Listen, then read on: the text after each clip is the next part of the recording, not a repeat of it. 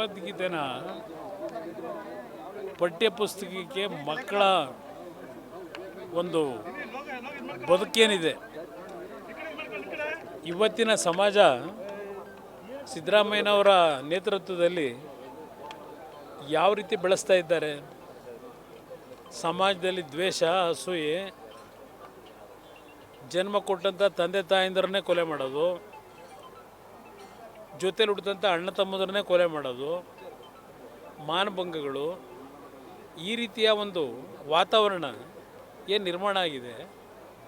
ಇದೆಲ್ಲವನ್ನು ಸರಿಪಡಿಸಬೇಕಾದರೆ ಮಕ್ಕಳಿಗೆ ಶಾಲೆಯಲ್ಲಿ ಓದಬೇಕಾದ್ರೆ ಕೆಲವು ಬದುಕಿನ ಒಂದು ನಿಯಮಾವಳಿಗಳನ್ನು ಕಲಿಸಬೇಕಾದಂಥದ್ದು ಸರ್ಕಾರಗಳ ಕರ್ತವ್ಯ. ನಾನು ಯಾವ ದೃಷ್ಟಿಯಿಂದ ಹೇಳಿದ್ದೇನೆ, ಎಲ್ಲರನ್ನು ಕನ್ವರ್ಟ್ ಮಾಡೋಕ್ಕೆ ಹೇಳಿದ್ದೀನ. ರಾಜ್ಯದಲ್ಲಿ ನಡೀತಾ ಇರ್ತಕ್ಕಂಥ ಇಂಥ ಕೆಟ್ಟ ವಾತಾವರಣ ಇದೆಯಲ್ಲ, ರಕ್ಷಣೆ ಇಲ್ಲ. ಈಗ ನಿನ್ನೆ ರಾತ್ರಿ ಶಿವಮೊಗ್ಗದಲ್ಲಿ ಒಬ್ಬ ಡಾಕ್ಟ್ರು ತಾಯಿ ದಿನ ಆಸ್ತಿ ವಿಚಾರದಲ್ಲಿ ತಾಯಿ ಆತ್ಮಹತ್ಯೆ ಮಾಡ್ಕೊಂಡ್ರೆ ಮಗನೂ ಆತ್ಮಹತ್ಯೆ ಮಾಡ್ಕೊಂಡಿದ್ದಾನೆ. ನೆನ್ನೆ ನೀವು ಟಿ ವಿಲಿ ತೋರಿಸ್ತಾ ಇದ್ದೀರಿ. ಇಂಥ ವಾತಾವರಣವನ್ನು ತಿಳಿಗೊಡಿಸ್ತಕ್ಕಂಥದ್ದಕ್ಕೆ ಈಗಿನ ಸಮಾಜ ಭಾಳ ವೇಗವಾಗಿ ಬೆಳೀತಾ ಇದೆ. ಆದರೆ ಆ ವೇಗಕ್ಕೆ ಪರ್ಯಾಯವಾಗಿ ನಮ್ಮ ಮೂಲ ತಾಯಿ ಹೃದಯ ಅಂತಕ್ಕಂಥದ್ದು ಇದೆಯಲ್ಲ, ಅದು ಯಾವುದೂ ಇವತ್ತಿಲ್ಲ. ಅದು ಮತ್ತೆ ಮರುಕಳಿಸಬೇಕು ಅಂತಕ್ಕಂಥ ದೃಷ್ಟಿಯಿಂದ ಹೇಳಿದ್ದೇನೆ ಹೊರತು ಸಿದ್ದರಾಮಯ್ಯನವ್ರು ಹೇಳೋ ಪ್ರಕಾರ ಅದೇನೋ ಅದೆಂಥದ್ದು ಮನೋವಾದಿ. ನಾನು ಚಿಕ್ಕ ಮಗುವಿಂದ ನೋಡಿದ್ದೀನಿ ಅವತ್ತಿನ ಸಮಾಜ ಹೇಗಿತ್ತು, ಆಗ ಏನೋ ಒಂದು ಬಾಂಧವ್ಯ, ಒಂದು ರೀತಿಯ ಅನುಬಂಧಗಳು ಯಾವ ರೀತಿ ಇತ್ತು, ಇವತ್ತು ಎಲ್ಲಿಗೆ ಬಂದಿದ್ದೀವಿ. ಇದನ್ನು ಸರಿಪಡಿಸ್ತಕ್ಕಂಥ ದೃಷ್ಟಿಯಿಂದ ಇದೆಲ್ಲವನ್ನು ಕಲಿಸಬೇಕು ಅಂತಕ್ಕಂಥದ್ದು ನಾನು ಹೇಳಿದ್ದೇನೆ ಹೊರತು ಅದು ಬಿಟ್ಟು ಅದೇನೋ ಮನೋವಾದಿಯ ಕಡೆಗೆ ಎಲ್ಲರನ್ನೂ ಕರ್ಕೊಂಡು ಹೋಗ್ಬೇಕು ಅಂತ.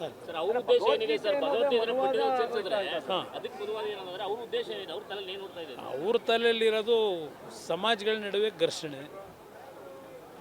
ಅವರಲ್ಲಿ ಏನು ದೊಡ್ಡ ಸಮಾಜವಾದಿನ ಅವರು ಯಾವ ರೀತಿ ನಡ್ಕೊಂಡಿದ್ದಾರೆ. ಅವರು ಸುದೀರ್ಘ ರಾಜಕಾರಣದಲ್ಲಿ ಒಂದು ದಿವಸ ಹೇಳ್ತೀನಿ ಅವ್ರು ಯಾವ ಥರ ನಡ್ಕೊಂಡಿದ್ದಾರೆ ಸಮಾಜದಲ್ಲಿ. ಅಹಿಂದ ಹೇಳ್ತಾರಲ್ಲ, ಯಾವ ಅಹಿಂದನ ಇವತ್ತು ರಕ್ಷಣೆ ಕೊಟ್ಟಿದ್ದಾರೆ. ಅಹಿಂದ ಹೆಸರಿನಲ್ಲಿ 10 ವರ್ಷದಿಂದ ಮಜಾ ಮಾಡ್ತಾವ್ರೆ. ಅದು ಬಿಟ್ಟು ಏನು ಮಾಡೋರು, ಏನು ಅಹಿಂದಾಗೆ ಕೊಟ್ಟಿರೋ ಕೊಡುಗೆ ಏನು? 8 ವರ್ಷ ನೀವು ಸಿ ಎಮ್ ಇದ್ದೀರಲ್ಲಪ್ಪ, ಅಹಿಂದ ಸಮಸ್ಯೆ ಎಷ್ಟು ಬಗೆಹರಿಸಿದಿರಿ? ನಿಮ್ಮ ಸೀಟ್ಗೋಸ್ಕರವಾಗಿ ಅಹಿಂದ ಹೆಸರನ್ನು ಉಪಯೋಗ ಮಾಡ್ತೀರಿ.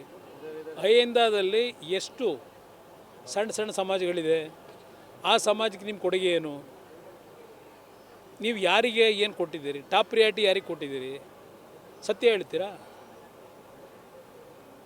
ಆ ಒಂದು ರೀತಿಯ ಸಮಾಜ ಪರಿವರ್ತನೆ ಮಾಡ್ತಕ್ಕಂಥದ್ದು ನನಗೆ ಅವಶ್ಯಕತೆ ಇಲ್ಲ. ಸಿದ್ದರಾಮಯ್ಯ ಇರ್ತಾರೆ. ನಾನು ಅದನ್ನೇ ಹೇಳ್ತಾ ಇರೋದು. ಭಗವದ್ಗೀತೆ ಕೃಷ್ಣ ಅವತ್ತು ಭಗವಾನ್ ಕೃಷ್ಣ ಅರ್ಜುನನಿಗೆ ಹೇಳಿರ್ತಕ್ಕಂಥದ್ದು, ಯಾವಾಗ ಯುದ್ಧದಿಂದ ನಿರ್ಗಮಿಸ್ತೀನಿ, ಶಸ್ತ್ರತ್ಯಾಗ ಮಾಡ್ತೀನಿ ಅಂತ ಹೇಳಿ ಅರ್ಜುನ ಅಲ್ಲಿದ್ದಂಥ ಅರ್ಜುನನ್ನು ಬೆಳೆಸಿದಂಥ ಅಜ್ಜಂದರು, ಗುರುಗಳು, ರಕ್ತ ಹಂಚ್ಕೊಂಡು ಬಿಟ್ಟಿದಂಥ ಬಾಂಧವರು, ಅವರ ಎಲ್ಲರನ್ನ ಅವರ ಮುಖದರ್ಶನ ಮಾಡಿ ಇದು ಅವಶ್ಯಕತೆನ ನನಗೆ, ಇವ್ರ ಜೊತೆ ಜಗಳ ಆಡೋದು, ನಾನು ಇವರಿಗೆ ರಕ್ತದ ಓಕಳಿ ಮಾಡಬೇಕಾ ಬೇಡ ಅಂತಕ್ಕಂಥದ್ದು. ಭಗವದ್ಗೀತೆಯಲ್ಲಿ ಕೃಷ್ಣ ಹೇಳಿರೋದೇನು? ಧರ್ಮ ರಕ್ಷಣೆ ಮಾಡೋದಕ್ಕೆ. ಮನೋವಾದಿ ಕನ್ವರ್ಟ್ ಮಾಡಿ ಅಂತ ಭಗವದ್ಗೀತೆಯಲ್ಲಿ ಹೇಳಿಲ್ಲ. ಇವತ್ತು ಈ ಸರ್ಕಾರ ಇದೆಯಲ್ಲ, ಈ ಸರ್ಕಾರ ತೆಗೆಯತಕ್ಕಂಥ ವಿಷಯದಲ್ಲಿ ಯಾವ ಭಗವದ್ಗೀತೆಯ ಸಾರಾಂಶ ಇದೆ, ಆ ಸಾರಾಂಶ ಇವತ್ತು ಈ ರಾಜ್ಯದಲ್ಲಿ ಜನತೆಗೆ ಮನವಿ ಮಾಡ್ತೀನಿ.